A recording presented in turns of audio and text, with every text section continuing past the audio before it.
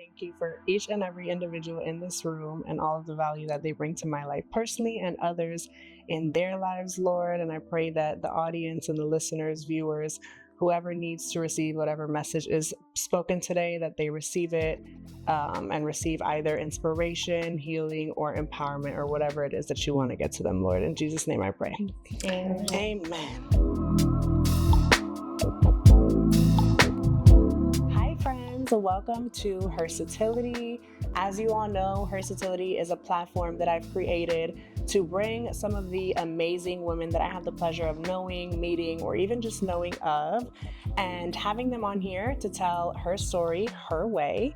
Today, I have the pleasure of being accompanied by one of my nearest and dearest sisters, Juanita Velez. I don't even know where to start. An amazing, amazing friend, an amazing daughter, a top executive at one of the, if not the biggest airlines in the world, who truly takes that title in her DEI senior management role very serious, with a lot of passion and intention behind it. And then the role that stands out the most to me personally is a hands-on, loving, caring, and active mother to a beautiful, beautiful baby girl.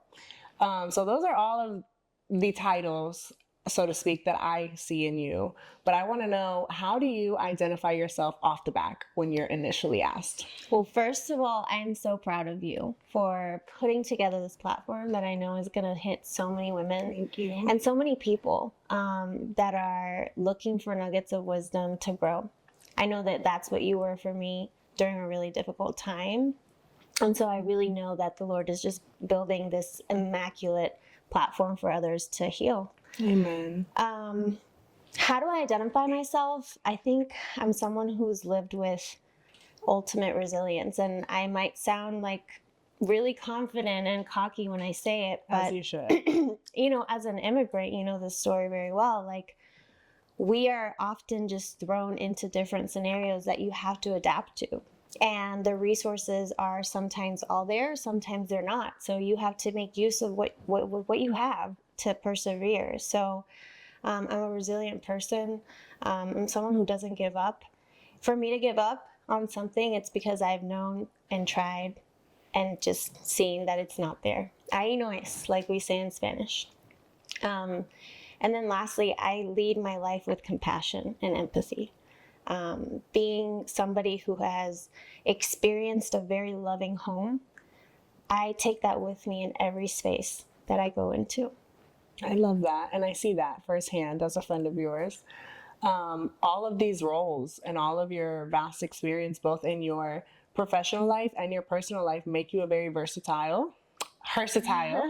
And I want to know, as a woman, sometimes some of the things that we embody, not just with our like skill sets that we learn over time, but just naturally as women, can conflict with the outside world. So all of these titles you own and all of the skills and traits that you have, do you feel like they more so complement or conflict with one another in certain spaces, and why? Yeah, I mean, I think that's the biggest challenge of the modern day woman, right? We are expected to be something at home that is completely different than in the workplace. And even when you show up in those ways that make you successful, whether at home or in the workplace, there's always a characteristic that has to be dimmed down. So, you know, being somebody who has literally led most of my life in career mode and having to take that step back at home to be everything I can be for my daughter, I mean, talk about it taking a toll on your heart, because I always tell people, you've got to understand which are going to be your rubber balls and which are going to be your glass balls. And there are moments where I'm going to have to leave the workday early to go pick up my kid from school because she's got a ballet class. And I might be missing out on some meetings or some calls. That may be beneficial for me to be there in person. But in that moment, that ballet class is priority. And that ballet class is the glass ball that I don't want to drop and shatter. But there might be moments where I might not be able to make it to swim class because I do have a big presentation at work that I have to be present for because it's a determining factor in my career or whatever the case may be. So that might take the rubber ball at the time. And if that rubber ball falls, it's not going to shatter. And so I think a lot of times we think it's an all-in-one, like you're either this person or that person, but it's fluid. I don't truly believe there's balance 100%. We're constantly just juggling, trying to figure out where we're able to find, like, I think a steady rhythm. And sometimes that rhythm is steadier in other places in your life, right? Right now, like, I can easily put components in my life where I'm like at green, and then there are some that are definitely red or some that are definitely yellow, but they're just not in the list of priorities that I'm ranking at that moment of time. So to your point, sometimes Juanita at work, the boss, right, in the corporate world and business life might be totally different, a totally different person than Soul's mom. What characteristics are in each of those? Like who is who and how are they different? Oh man, I mean, I think Juanita at work is a very confident, outgoing, but also very strategic, somebody who thinks about future outcomes before implementing, what's needed in the moment. I am a plotter at work, so I map my pieces and I play the chess really, really well long term. Juanita at home is like, how do I figure out today? Like, I'm trying to pick up the pieces starting at 6:30 in the morning. I'm getting my kid ready for school before my hour-and-a-half commute to work. But at the same time, I'm doing it with so much love, because there's nothing more empowering and motivating than having that little nugget next to you, even if she's crying on the way to school because she doesn't want to be in school, even if that's lasted for 3 months or so. So, I just remember like having these conversations with you when the girls were early on, really young, and like not even knowing where we would be today, and seeing the growth that we've had as mothers. It kind of motivates and empowers you to be whoever you are in the other parts of your life. Because I've never felt more beautiful. I've never felt stronger. I've never felt more committed to my life. And I know that sounds weird, but there have been moments that have been really low where I wasn't that committed, right? And I've never just felt more empowered to lead a life of conviction. Since having my kid, I feel like I can do anything. That is so true. And it's so crazy because I feel like me, for example, the moment I became pregnant, thought my life was over. Like, I will not be able to travel the way I want to. I will not be able to build my business, to do all of these amazing things. And you said it perfectly. It's almost like your new life starts. Have I been the first 2 years of it? Absolutely not. But now, 2 years later, I truly do feel like a whole new and different woman. And I feel like I can take on anything because I've taken on what I feel is like some of the hardest battles and obstacles I've had to take on. It's like a business, right? Like, you basically credit the business and you invest in the business for 2 years. And I don't want to compare motherhood to being an entrepreneur or professional, but it really does take time. It's like that quote, flamingos don't get their pink back until after 2 years. It takes time for you to build the path, but once it's been built, and I mean, we're 3 years in, like, we have a whole lifetime to go, but it does become easier, and you become wiser, and you just feel like you have such a strong hold on your life. You have that direction without even needing, any kind of validation or external validation, whether it be from work, whether it be from your social environment. You have that within you, and you see it every day, and you're reminded by it every single day. I've said to people, sometimes right after having a kid, you feel like you have lost yourself until you realize, like, now, the point I'm at now, to almost 3 years later, I feel like I found who I'm actually supposed to be, like who God made me to be. Amen. And who I wouldn't be had I not had her. Absolutely. Which is so crazy looking back at where I was, mindset, emotionally, all the things when I found out I was Absolutely. Expecting a child. So, and I think it's really important for people to hear that, because I remember it was just a really, really hard time for me. Being a Christian woman, having a baby out of wedlock, unexpected at that, just realizing what was ahead of me and what I thought like was the end all be all. So for anybody out there, like I really want to, you know what I mean? Kind of say you're not alone in that. I remember looking up YouTube videos like on trans pregnancy. Like I just didn't know where to turn to. I couldn't even tell my parents at the time because I was just ashamed and at such a low place. And I want to ask you if you consider these like one of your identities and how you feel about the term single mother. Yeah, I mean, it's my reality, right? I have been a single mom since Sol was 1 month old. I think there's power in the term, but I also think that it leads to a lot of holes that are not absent in the single motherhood journey. I think we put this title on with pride and strength because we do it all. But also society has kind of put us in this little compartment that we're weak, or that, you know, people feel sorry for you, or people look at you like you're a home, like you broke a home. There was a lot of guilt and shame, and it lasted for a long time. Like it wasn't overnight, right? Like I didn't just feel like, oh man, like I'll get over it. No, there are still moments where I wish that I could have had a different experience for my child and for me. I mean, what better than to have a beautiful pregnancy and a beautiful, you know, first 2 years of birthing a child. But that wasn't my experience. So it was important for me to kind of get out of that. And it takes, like, I identify so much with what you're saying. It took a lot of books. It took a lot of sermons. It took all of the YouTube videos and TikTok videos, and it truly, you feel so alone. Like you feel like you're the only person going through this path. You lose a lot of people that you didn't even think you would lose. But then you gain these angels that God puts in your life and places in your life to give you kind of that free breath that you needed, you know? You also get detached from a lot of those characteristics and things that were strengths at the time that don't serve you well anymore.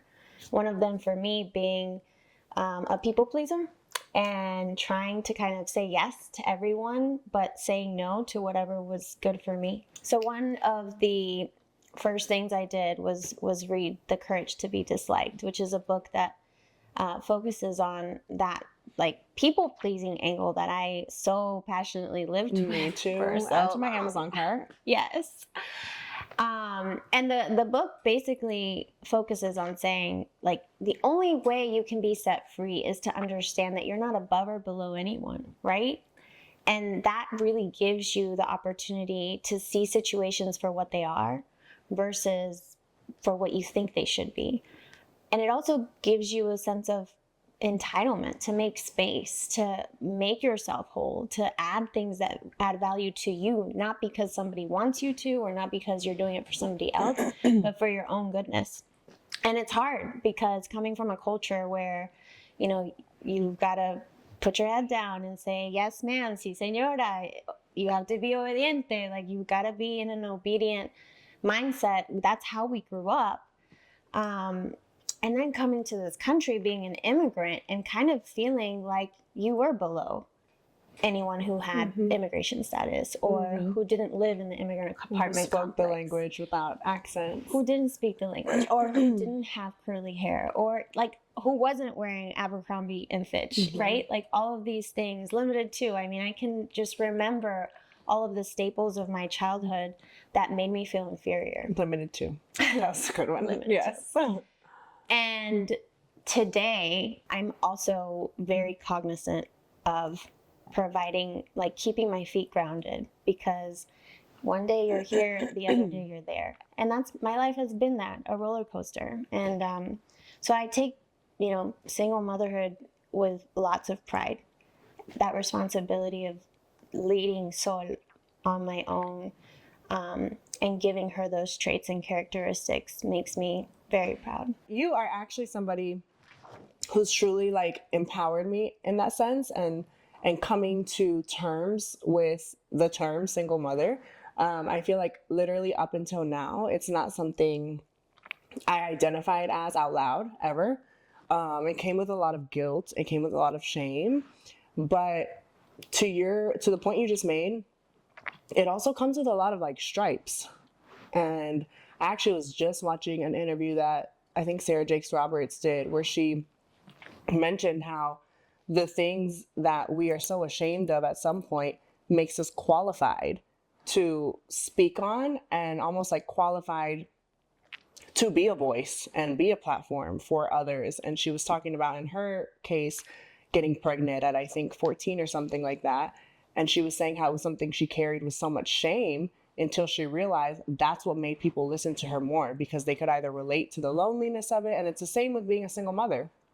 I never would bring it up, yet I was literally, my whole algorithm at one point of TikTok was stories of single mothers and mom guilt and all of the things, because that's what brought me comfort. The same thing that brought me so much shame, someone else speaking on having the courage and the pride to speak on, brought me healing and brought me comfort and made me realize I'm not alone. So I feel like that's something really important, and I feel like you do it very well. Yeah. I went to a panel that you spoke on, and you introduced yourself as a single mother to a beautiful little girl, and I was like, wow. Like, I would have never done that. You know what I mean? And like I said, it's something that I carried with so much guilt for so long, and I think it's something that we, as a society, maybe need to reform or break out of. And I don't say that in the sense of like, we all to each their own. Everyone has their personal beliefs. So I don't even say that as a point to like encourage single motherhood or raising these kids on your own, because Lord knows that's hard. It's hard and it's not ideal. Let's be real. For me, and I will speak for me personally, in my eyes, what's best case scenario for a child is a two-parent home, a two-parent healthy home, and for them to have relationships with both of their parents. Not only is that best for the child, but best for the two individuals that are parenting them. However, we don't always get dealt those same cards. There are so many different circumstances, so many, I mean, even death, right? That can lead to single parenthood. And so that said, I do think that we should work on taking some of the shame off of that and the guilt off of that. So I know that you mentioned you read that book, and you've had sermons and all those things, but where did you find most of your healing and releasing that guilt and like not just coming to terms, but wearing it as proud as you do? Well, I think, being in corporate America, being an immigrant, being a Latina, I mean, all of the things that kind of embodied who I was and my identity prior to being a single mom was kind of great. I went to college, I got the MBA, I played the varsity sports. I tried to be the best I could I made all the right decisions, right? And then I got to this place in my life where I had made the wrong decision, what traditionally society claims as a broken home. And I sat with that game and with that guilt and shame for a long time. I mean, like I said, there are still moments of my life where I wish that wasn't the case for me and for Sol, right? However, I think it's important for people to see that you can be an executive, that you can have started a nonprofit, that you can be speaking at panels, that you can go out for a ladies' night and still be a strong single mother. And it still doesn't mean that you're broken. It doesn't mean that you're giving your daughter a broken home, right? I firmly believe that there are situations, even within some people's decision making, that leads them to a single parent home, right? And in my case, I think it's just important for people to see like families look different, but love and intention is what it takes to make it a family and to make it a home. I left my parents when I was 17 to go to college in a different city of the state. I never came back. I never thought I would come back. I actually remember in college saying, I studied neuropsychology, and I read a statistic that said that 80% of people go end up living within a 5-mile radius of where they grew up. And I was like, I will never move back to Duluth. I just remember. I remember like it was yesterday. I was probably like, I don't know, 21. When I left, I lived in Miami. I went to medical school. I moved back to Atlanta. My parents lived in Colombia. Like I had all of the different journeys that could have happened within 10 years. And when I moved back home from the West End to my parents' house, I came home with a little one. And it was actually more north of Duluth. It was in Beaufort. And I worked by the airport, which is, 45 miles. And I left my entire life in downtown Atlanta. And I had to start over at my parents' home, which I never thought I would go back to. And today, we've moved since, and we were able to buy our first home together. When I say, and I want you to talk about it. Yeah. You just bought your first home with Sol. A beautiful home in a beautiful community, new construction. And that speaks volumes compared to the story you just told, that you went after all, these ups and downs, successes, trials, moved back to your parents' home, this time with a little one in your arm. And from then to now, I want you to speak on a little bit so people know, like, it gets better. Oh, it gets so much better. And it truly does take a lot of focus, intention, and prioritization.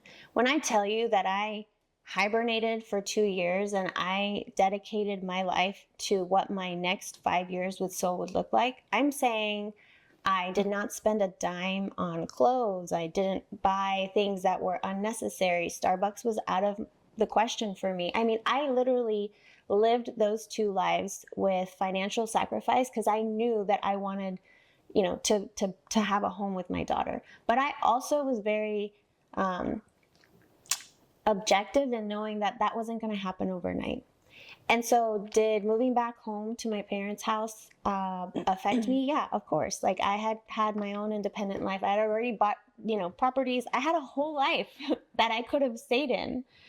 But I knew what my future held for me. And I remember breastfeeding Sol at night on Friday nights or Saturday nights and glancing through Instagram and seeing people out my age or my friends, like being at the club or being at a nice restaurant, or like when the garden room opened, everybody was there. And I just remember like being in like musty breast milk on my face. And actually shortly after, within the last 3 years, I have bought 2 properties, one of them in which I live in and one of which I've rented out.